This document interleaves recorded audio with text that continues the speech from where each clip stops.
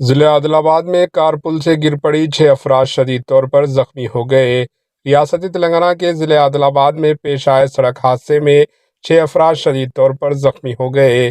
یہ حادثہ ضلع عادل آباد کے نیراڈی گنڈا منڈل کے رولر مامڑا گاؤں کے قریب اس وقت پیش آیا جب کار کا ٹائر پھٹ پڑا اور یہ کار بے قابو ہو کر پل پر سے نیچے گر پڑی۔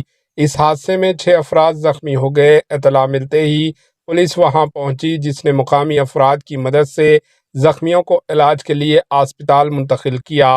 پولیس نے اس سلسلے میں ایک معاملہ درج کر کے جانچ شروع کر دی۔ Bureau report AHN news.